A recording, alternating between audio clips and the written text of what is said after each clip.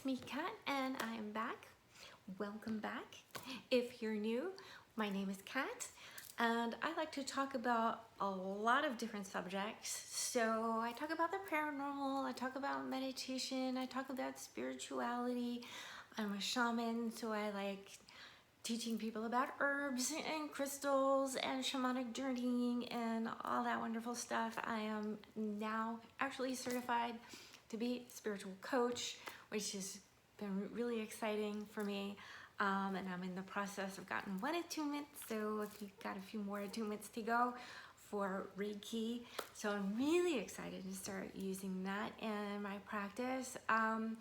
But a lot of people ask me how it is that I have kind of gotten through all of my traumas, which are plentiful, unfortunately. I'm not going to go down through a whole long list of everything that's happened to me. But a lot of therapists are saying, you know, this is a miracle that you are okay. It's really traumatized a lot of people to the point of needing to be on major medications, you know, be in inpatient therapy constantly for the rest of their lives. And I think all of the different methods that I have used throughout my life have been, you know, partially the way that I've grown up and raised, and also partially things that I just learned instinctively. And I'm very lucky.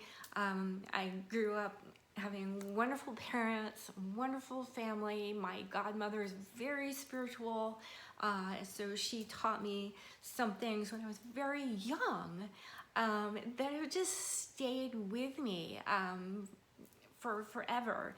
And my parents are both very creative, amazing, most resilient and strong people I've ever known in my life. And my gosh, the traumas they went through in their childhood are just absolutely, you know, I don't know if they would want me to actually talk about what they actually went through, but I would need to get their permission before I actually talk about that. But what I'm going to say is this. When you think about your life, it's supposed to kind of ebb and flow, you know, kind of like the waves of an ocean, right? So what happens if you get to a part in your life, in your timeline, because nothing goes along on a straight line. We're all in this ebb and flow, so we're going up and down. So when we run along a trauma, say it's very early on in your life, and you start thinking about it and it's going around in circles because you're thinking about it so much, and it creates that whirlpool, and it kind of sucks down into that area in that timeline of when that happened. You can get on this constant spiral, and it's kind of hard to get out of that. You know how you feel sucked down into it. If you deal with depression like I do, you know what I'm talking about, and it's really, really hard to break yourself up and out of that. So through all the therapy that I have been through, we've discussed several different things. So, you know, part of it is taking a look at your timeline and thinking about just meditating and thinking about the issues that have really bothered you the most. Now, I'm not going to tell you to sit there and just, you know, stew in it. What you're going to do is you're going to acknowledge it. That is a big part of the healing. So you acknowledge it, you need to accept it, you need to be aware of it, and you do need to analyze it to a certain extent. But I don't want people to overanalyze it. Ask the questions. Okay, why did it happen? You know the whole W's. What, when, where, why. Okay? And instead of being in it, see if you can observe it. Okay? So I know it's kind of hard to do that, but a lot of people who actually go through trauma do what I do, and that is to disassociate. There are several different things that can happen when you kind of get on that trauma line where, you know, that whirlpool starts happening and starts sucking you down in. So you can either become so immersed in it that you can't get out of it. You know, you play the whole game of blaming yourself. You play the game of blaming the person, other people involved. You know, there's so much internal stuff that goes on. Or some people do, which I've done quite often, is when you get triggered by something, is you dissociate. So it's as if your brain just kind of goes, whoop. Right? So you don't want to deal with it. And I've done that. I'm totally guilty of that. I'll be, I don't want to think about it. And you know, when something awful and traumatic has happened to you, it's quite normal to want to disassociate. It's actually something that I've worked a lot on in therapy, is the whole disassociating, or the idea of not being able to speak about it. So a large part of what I've dealt with is something called selective mutism.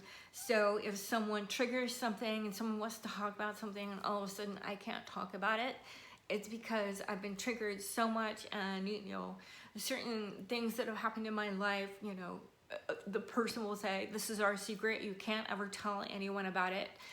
If you do, I'll kill you, you know, that kind of thing. So, you know, you get, it's that idea of fear of communicating that, because you've had that threat, right? Of someone, you know, threatening to do something awful to you or kill you or do something, you know, whatever they threatened at the time. So of course it's totally normal. It's a normal response to not want to talk about it.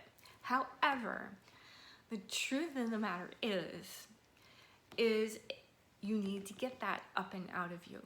And I know for myself, it's taken a lot, a lot of therapy, a lot of understanding on the part of my friends who don't understand how, you know, it's not that my parents let that happen. It's not that I asked it to happen in my life.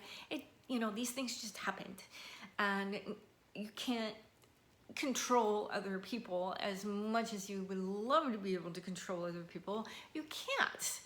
And it's just an understanding of, for myself, I'm at that point now where I can look back on something and I don't get quite as worked up as I used to. And part of the issues that I was having, and I'm sure a lot of other people have had this happen, you get into a relationship with someone, and especially if you're in a relationship with someone that's like a borderline personality, or someone that's narcissistic, or someone who just likes manipulating and controlling and pushing buttons that trigger you to get you upset, and they don't understand. Maybe they're pushing a button and they're waiting for something to happen, and you're not going to do anything because you're disassociating, right? So is that idea of you just lock down. It's like a complete lockdown. You put those walls up and no one can get through. So there's a lot of different things that you can do, but the one thing that I've found that I think has been so pivotal in my healing was getting up, moving, and dancing.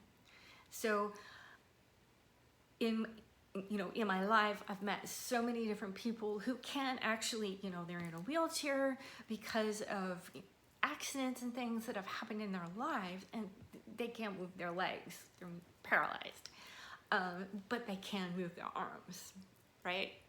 So I've always suggested dance. If you can move, if you can get some of that movement going, it's one of the best things that you can do, right? Don't, jostle your head around so much that you're gonna hurt the vertebrae in your neck or anything like that. But, you know, move around, try and push things out of you. That's one of the most natural ways of actually getting not just the emotions out, but getting your body moving.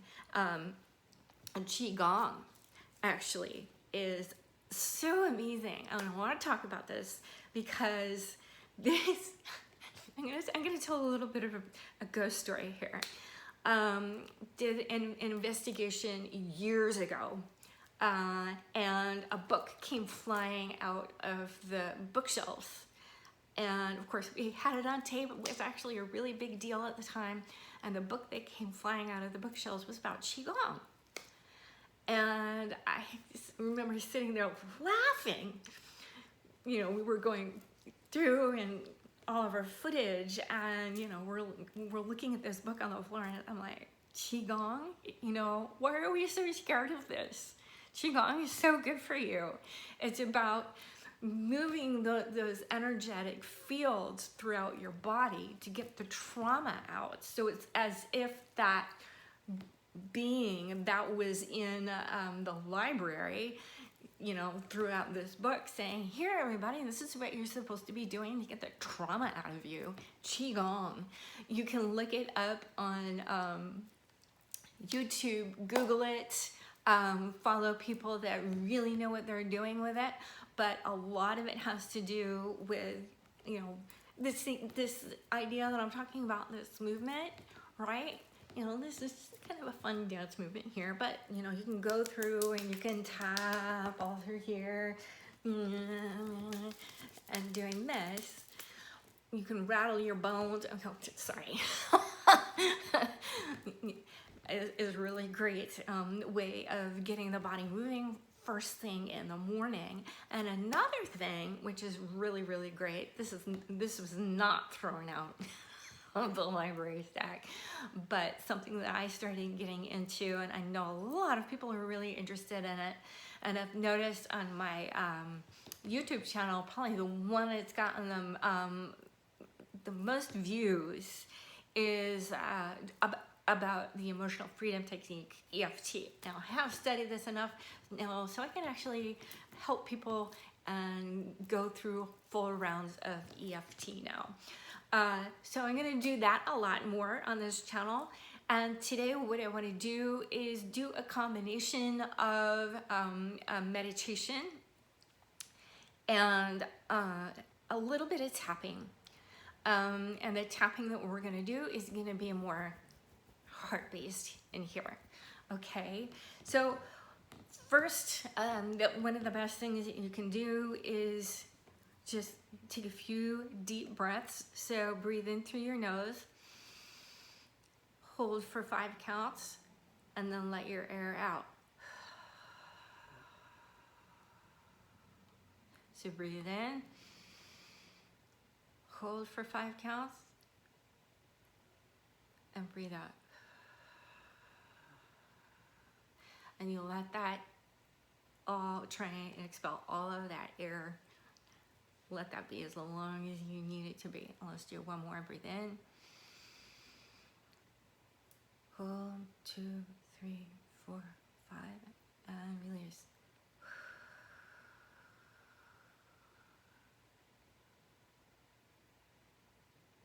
If you can get that up to the count of 10, even better.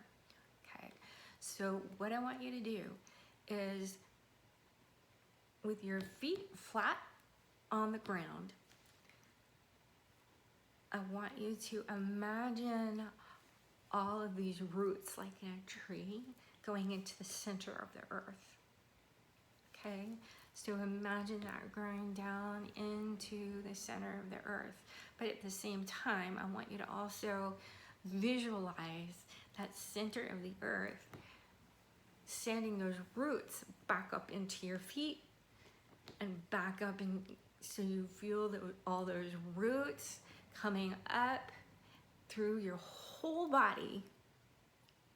So it's going through your hands, coming up to your neck and out through your head. And what you're gonna do is it's almost like a volcano, and you're gonna just feel this push up. So you're pushing up all of that energy that Mother Earth is sending you, and you're gonna force all of that stuff out. So it's really like a volcanic eruption out through your head. And just sit in this for a few minutes, especially if you're really frustrated and angry and you don't want to take this out on anyone. This is one of the best meditations you can do, is just sit there and let yourself have a little volcanic eruption. But you're going to visualize it, and you're not going to actually do it. All right, so you feel it all pouring back down into the earth, and she's sending you loving energy back up to help you let it erupt and go back down into the earth. And just keep visualizing this for as long as you need to, until you start to keep breathing while you're doing this. So you breathe in, hold for 5, and even as you're breathing out, you're feeling all that frustration, that anger is just flowing out of your mouth like hot lava. And it's going back down into the earth, and she's sending you warm, loving energy, and it's going up, and it's all just going right back down into the earth. So you're really thinking about Earth as your Mother Earth. Now, the second part of this meditation, if you can, now move your hands so they are like this. So you're accepting energy from source, and you are going to visualize that ball of light coming from the sky, like the sun, okay? And you're just gonna visualize a white to golden light showering down on you and just filling you up. So you feel it showering down, filling up your feet, filling up your legs, filling up your whole torso, and your arms, your neck, your whole face, your whole head, even your hair. So you feel all of this beautiful white to golden light just totally filling you up inside.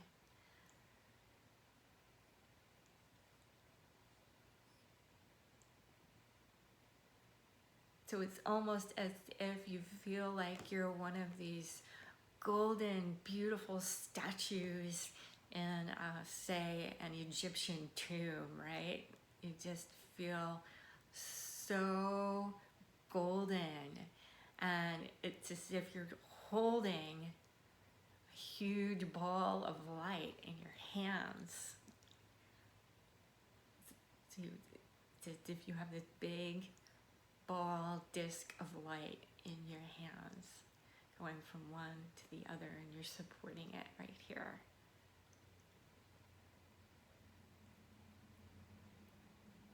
And just stay in this for a little bit and enjoy it.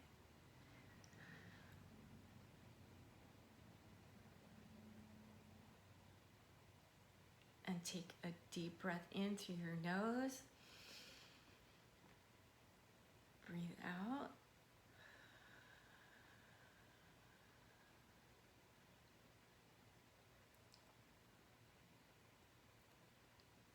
Open your eyes. And see if you can still feel this light in your hands, and kind of play with it.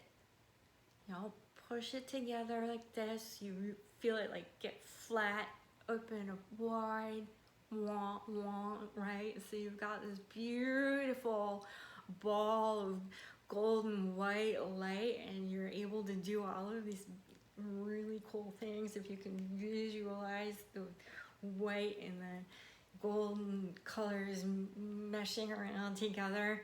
And then what you're going to do is you're going to take your hands in this ball of light and you're going to put this into your heart and say, thank you for everything that I have learned in my life. And then you're just going to tap in here and let that all set in there. This beautiful white and golden light that you're putting into your heart chakra.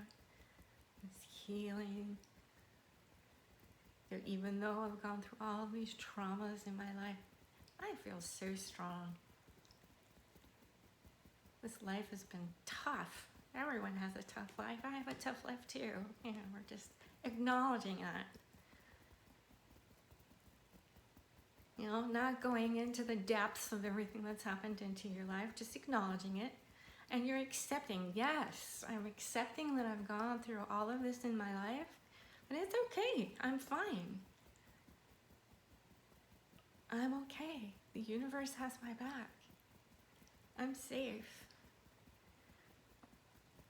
I'm safe, I'm sound, I'm happy.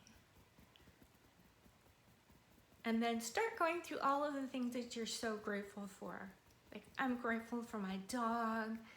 I love my dog. I'm so grateful for him. I'm so grateful for the fact that I have such a loving, wonderful family. I'm so grateful for my friends. I'm so grateful that I have a phone so I can text my friends, or I can get phone calls from my friends. I'm so grateful that I have a car and it runs and it gets me to where I need to go so I can go visit my friends if I want to, right? I'm so grateful that I have friends that are calling me and texting me once in a while, right? You can be so thankful for that. I am. And just go through a list of everything that you're grateful for. So what else am I grateful for? I'm so grateful I have running water, hot water.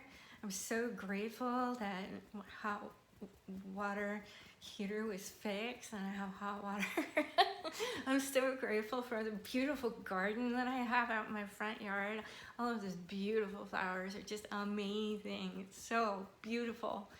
And my backyard, I have a backyard where I can run around in and not escape. And there's so many beautiful flowers and plants in the backyard, and I just love it so much.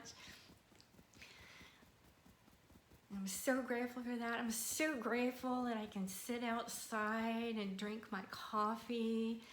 I'm so grateful for the dog park, right? I'm so grateful for all the cool people that I've met at the dog park. They've become a beautiful part of my life. Just go through that list of everything that you're grateful for. I'm so grateful that I have healthy food in my refrigerator. I'm grateful that I have a bed to sleep in. I'm grateful I have a really cool job taking care of animals. I'm so grateful that I have a beautiful house that I'm living in. I'm so grateful for so much in my life, and just sit in this feeling of all, you know, you're really stirring this all up in here and really getting that heart chakra moving, right? And then take your hands back down like this. So right now you're gonna really feel like your heart chakra is really just moving around, and it is awake. Very awake. So you are feeling all of the beautiful energy that you have let come into you, and at the same time you can feel that same energy that you were going to give out to the world. That love, that beautiful feeling of being grateful, that beautiful feeling of, just accepting, and everyone is different. Everyone has a unique perspective, and that is what makes life so much fun, is because you get to talk to people who come from different cultures and different religions, different backgrounds, different thoughts, that's what just makes life so fascinating for me, is meeting all sorts of people that have so many different thoughts and opinions. And granted, you might not always love other people's opinions, but the thing is, we're all allowed to have them. And it's not that you need to take someone's opinion for your own, right? You need to stand true in what you believe as a person. And, it doesn't mean that you need to get into a shouting match with anyone. But of course, if someone is really pushing your buttons to get you to react, one of the best things that you can do, and I know this has been hard for me because I've always been very reactive. And it's better to respond than react.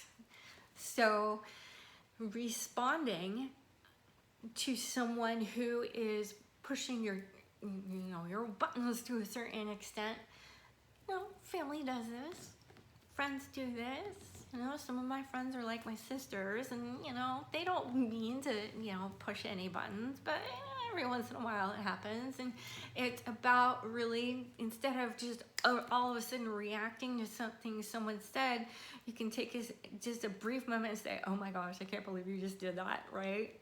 No, you did not just go there, right? That can be one of the things that you say, saying, hold on, give me a minute, I can't believe you just went there, right? And just take a moment, think about it, breathe into it a little bit, and just be like, think about what you're gonna say before you say it.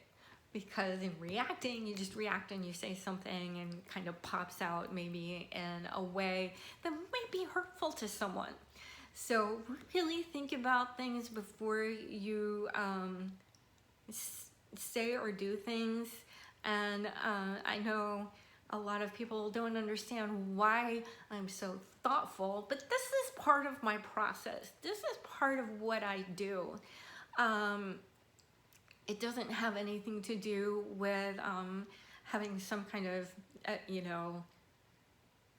martyr complex or anything like that, which some people thought that I have. It's not. It's about how I want to react, how I want to be as a person. Of course, I want to be a good person, but I don't go around and tell everyone that I'm a good person, right? I just, actions speak so much louder than any words ever could. So, and bear that in mind when you're even doing your meditation, because when you're doing this, you're letting this all flow down into Mother Earth, and Mother Earth is so accepting and loving and wonderful.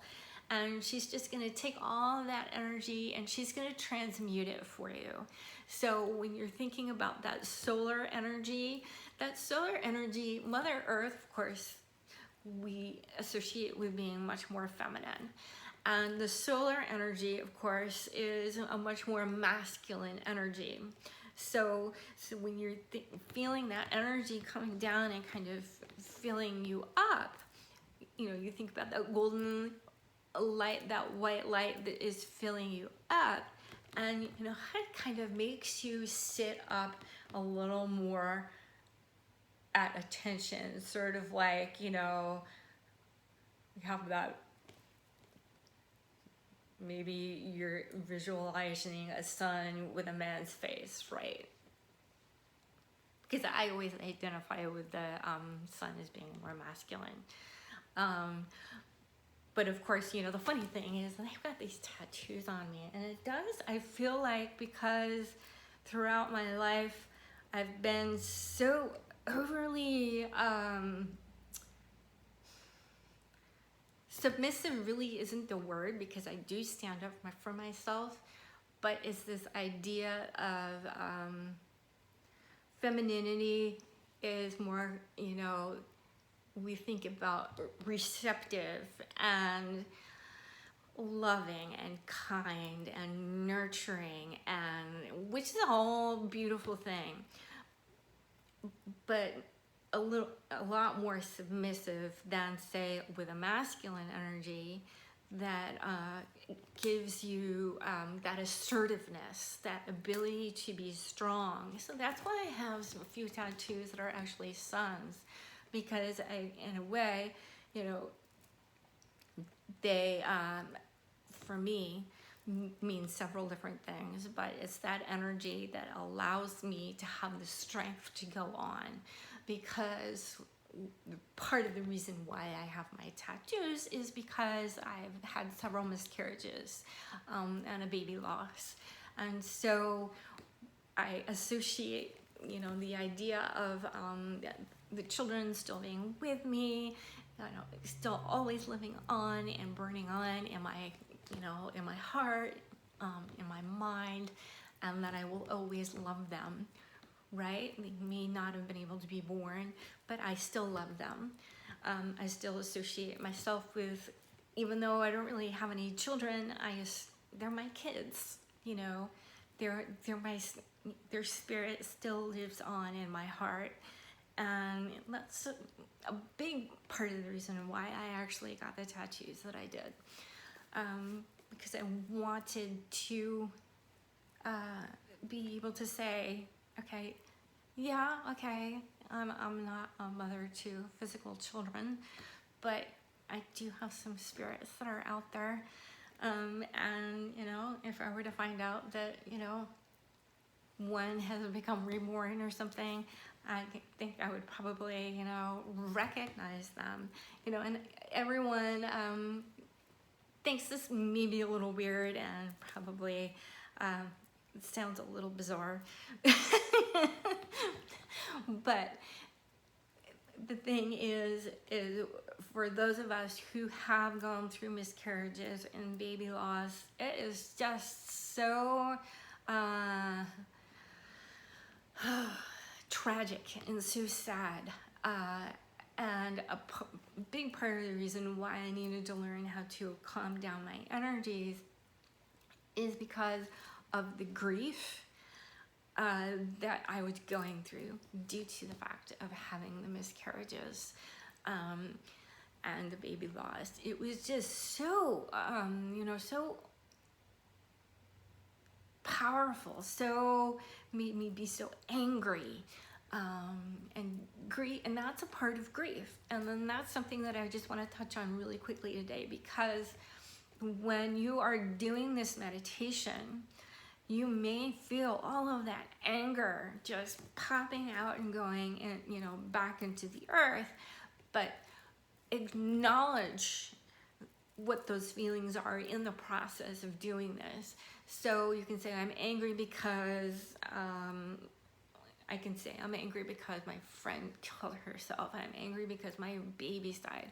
I'm angry because someone cut me off on the way driving home. You know, all of your reasons of why you're angry, and just acknowledging it, accepting it, analyzing it to a certain degree, and then just letting it go, you know, let it go back down into the earth, let it transmute into something different, and let that source energy help to fill you up so it replaces that anger with some different feelings. So while you're actually visualizing this light, you can also think about, you know, the love of source, and what does that source energy provide you with. So you can think about love, you can think about compassion, you can think about understanding or patience, or whatever makes you feel, that fills you up as a person. Is it that reassurance that you need from maybe a father figure, if you're talking about the sun giving you this energy, right? Is it that nurturing you're going to be getting from Mother Earth? She's going to give you that nurturing energy. And just think about all of these different energies that are pouring into you, and love them and accept them and be aware of them. And they're there for you all day long, especially if you do this kind of meditation in the morning. Those energies just stay with you, and especially with getting the heart chakra activated, so you're really accepting of all the love that Source and Mother Earth have to give you, and you're accepting your own, love and compassion for yourself. Self-love is so important, and that love and compassion for others. So it's all this beautiful give and take. So I think this is a beautiful meditation, and I know that it's helped me, and I hope that it can help you as well. I have so many other meditations that I would love to share with you. So I'm going to get back to this meditation Monday thing, and just share with you all of the different kinds of meditations that I have learned throughout my life to help you. It doesn't matter what's happened in your life. Just remember that you're a whole person. Don't let anyone tell you that you're broken. You are a whole person, right? We all feel a bit broken at times, and I completely understand that because I've been there. But it doesn't matter if, unfortunately you were in an accident and maybe you had fingers that were taken off, or maybe you've lost a limb. You are still a whole person. I don't care what anyone else says. You're a whole person. You're a whole spirit. You may feel like your spirit is broken, but it's not. It is whole. Okay? And I hope that stays with you throughout the day. Remind yourself over and over again, you're a whole person. All right. Thank you so much for tuning in. I really appreciate it. Bye.